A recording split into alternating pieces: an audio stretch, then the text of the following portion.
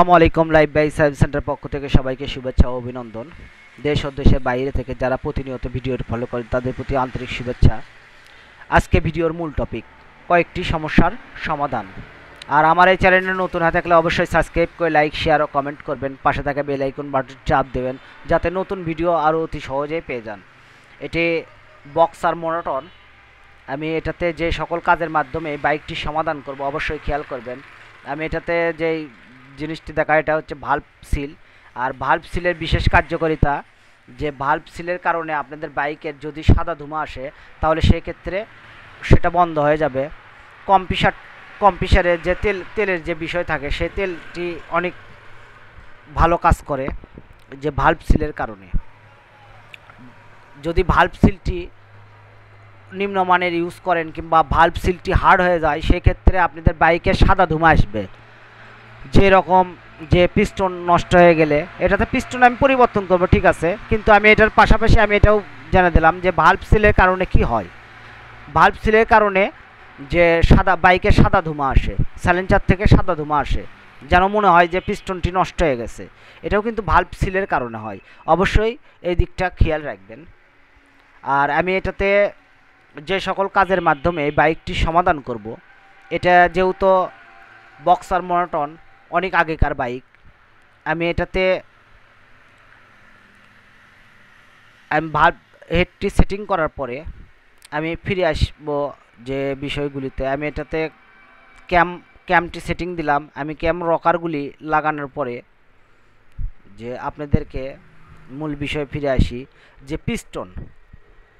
আমি যে পিস্টনটি দেখালাম এটা হচ্ছে এসটিডি। আমি এটাতে এসটিডি ছিল, আমি ইচ্ছা করলে 50 লাগাতে পারতাম। অনেকে দেখি 100ও লাগে থাকে, 50-র পরে 100 লাগাই। আমি এটাতে কিন্তু তা করিনি। আমি এসটিডির পরে আবারও এসটিডি ইউজ করলাম। এসটিডি কেন ইউজ করলাম? এসটিডি ইউজ করলে একটু খরচ বেশি হয়। এসটিডি বলতে জিরো সাইজ, যেটাকে জিরো সাইজ বলা হয় পিস্টন। জিরো সাইজ করলে একটু খরচ বেশি হয়, যেমন লেদ খরচ। যেহেতু এটার ব্লক পাওয়া যায় না সেই ক্ষেত্রে আমরা লেদ থেকে কাজ করে নিই।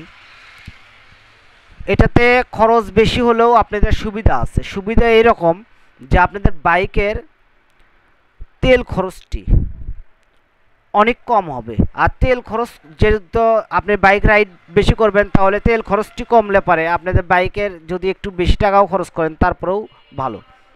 আর আমি পিস্টনের যে বিষয়টি দেখালাম যে রিংয়ের যে পরিমাপ থাকে, এটা রিংয়ের পরিমাপ যে কোন পাশে কোনটা থাকবে।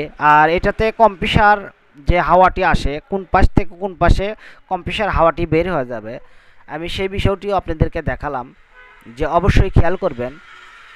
আর যে জিরো সাইজ আমি যে বললাম, জিরো সাইজ পিস্টন লাগালে আপনি মাইলেজটি কম পাবেন, তেল সাশ্রয়টি অনেক বেশি হবে, মাইলেজটি আরও ভালো পাবেন, কম বলতে অনেক ভালো পাবেন।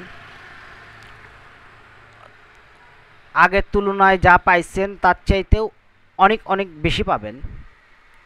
যেমন নতুন বাইকের যে মাইলেজটি থাকে সেই তুলনায় আপনি মাইলেজটি পাবেন। আর আমি এটার পাশাপাশি আমি এটাতে টার্মিং চেন গাইড পরিবর্তন করে দিলাম। আর পিস্টনের যে বিষয়টি বললাম যে পিস্টনটি অবশ্যই আপনারা চেষ্টা করবেন জিরো সাইজ কাস্টমারকে সাজেস্ট করার জন্য, তাহলে ভালো মাইলেজ পাওয়া যায়। যে কারণে পিস্টনটি সাজেস্ট করবেন যে যেন জিরো সাইজটি ইউজ করে, যেটাকে এসটিডি বলা হয়। আর আমি এটাতে যে সকল কাজের মাধ্যমে বাইকটি সমাধান করি, আমি এটাতে ক্লাস প্লেট পরিবর্তন করে দিলাম। ক্লাস প্লেট এই কারণে পরিবর্তন করে দিলাম, গাড়ির টক স্পিডটি কমে গেছিলো, আমি টক স্পিড বাড়ানোর জন্য আমি শুধু ক্লাস প্লেটটি পরিবর্তন করে দিলাম এই বাইকের। আর আমি এটাতে অতি ছোট ভিডিও বানালাম, আশা করি ভালো লাগলে লাইক শেয়ার ও কমেন্ট করবেন।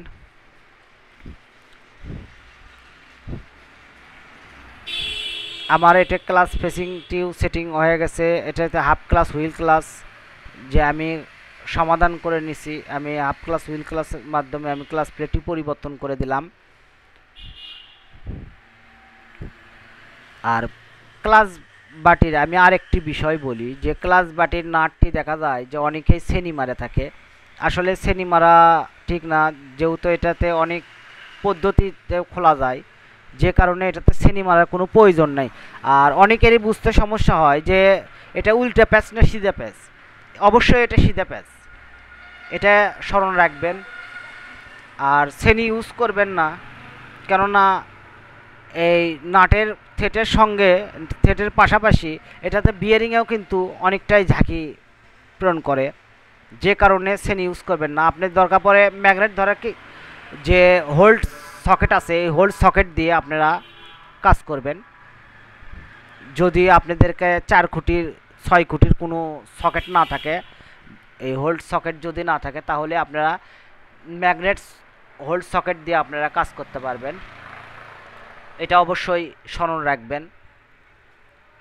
আমি এটাতে সকল কাজের মাধ্যমে বাইকটি অতি ছোট ভিডিওতে আপনাদেরকে দেখানোর চেষ্টা করি।